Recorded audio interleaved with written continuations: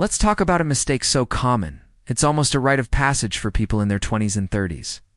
A mistake that can quietly steal decades from your financial freedom. I know, because I made it, and it almost cost me everything. My story starts like a lot of yours probably do. I graduated, got my first real job, and for the first time in my life, I had a steady paycheck. It felt incredible. After years of ramen noodles and part-time gigs, I felt like I deserved to enjoy it. And enjoy it I did. My first big purchase was a brand new car.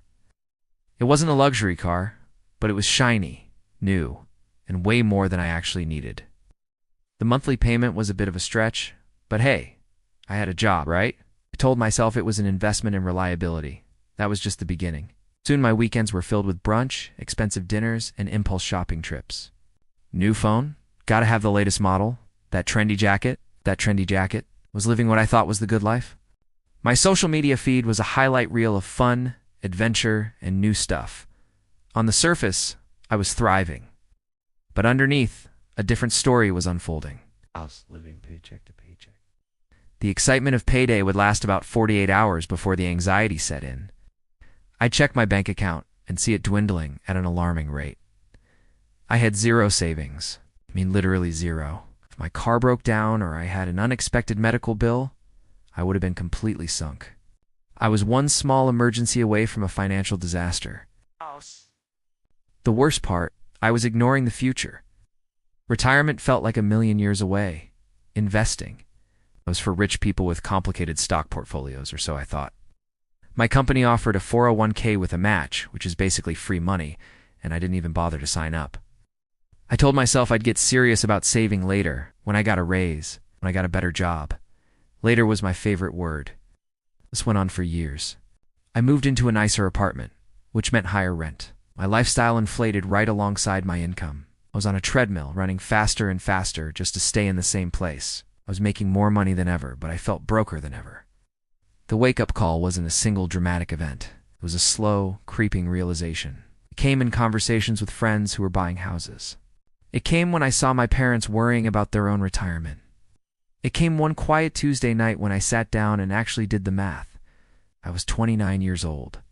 I had been working for 7 years, earned a decent salary, and had a net worth of pretty much nothing. In fact, with my car loan and some lingering student debt, it was probably negative. That night, I felt a kind of panic I'd never experienced before. I hadn't just been spending my money, I'd been spending my future. All those small, seemingly insignificant decisions, the daily $5 coffees, the subscription boxes I forgot to cancel, the weekend trips put on a credit card they had compounded, not into wealth, but into a massive missed opportunity. The big mistake wasn't just the spending, it was the mindset behind it. It was lifestyle creep. Lifestyle creep is when your spending increases as your income grows. A little raise means a slightly nicer dinner out. A bigger bonus means a more expensive vacation. It's subtle, it's seductive, and it's the single biggest obstacle to building wealth in your most critical earning years. Why are your 20s and 30s so critical? Because of the magic of compound interest. Let's say at 25 you start investing just $200 a month. By the time you're 65, assuming a reasonable market return, you could have over $500,000. But if you wait until you're 35 to start investing that same $200 a month, you'd end up with less than half of that. Those first 10 years are monumentally important. I had wasted 7 of them. That night I decided things had to change.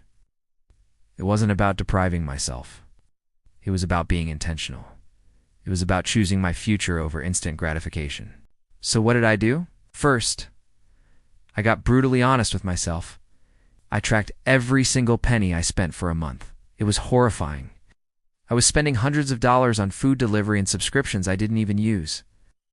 Seeing the numbers in black and white was the shock I needed. Next, I created a budget.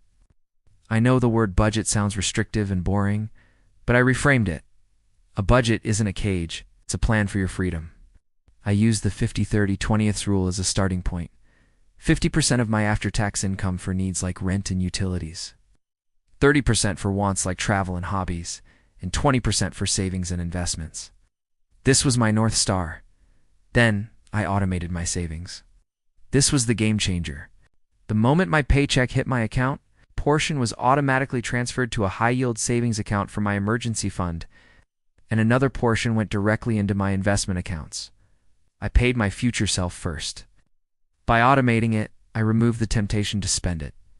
The money was gone before I even had a chance to miss it. I immediately signed up for my company's 401k and contributed enough to get the full employer match. Again, this is free money. Not taking it is like leaving a pile of cash on the table every single month. I started with a simple, low-cost index fund. I didn't need to be a stock market genius. I just needed to start. Did my life become boring? Absolutely not. In fact, it became better. I learned to cook, which was healthier and saved me a fortune. I discovered free hobbies like hiking and reading from the library. I still traveled, but I did it smarter. I planned ahead, hunted for deals, and paid for it in cash instead of putting it on a credit card.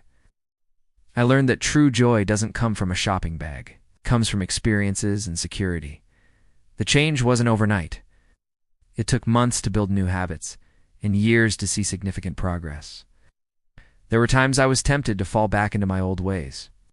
But every time I checked my growing investment balance, every time I saw my emergency fund get bigger, it reinforced my new path.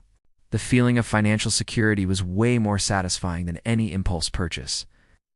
Now, years later, the picture is completely different.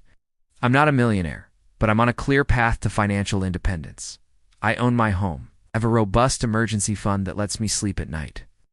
My retirement accounts are growing steadily, working for me in the background. I have freedom, the freedom to choose a job I love, not one I need just to pay the bills.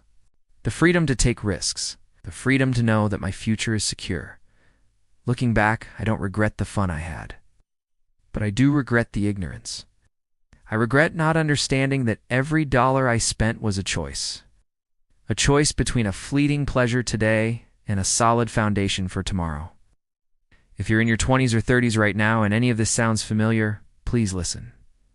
You are in your power years. Your greatest financial asset isn't your salary, it's your time. Don't let lifestyle creep rob you of it. Start today, not tomorrow, not later. Track your spending. Make a budget that reflects your goals. Automate your savings. Invest, even if it's just a small amount. The person you will be in 10, 20, or 30 years will thank you for it more than you can possibly imagine. Correcting this one mistake taming lifestyle creep didn't just change my finances, it changed my entire life. And it can change yours too. Thanks for watching. If this story resonated with you, hit that like button and subscribe for more content to help you build a life of financial freedom. See you in the next one.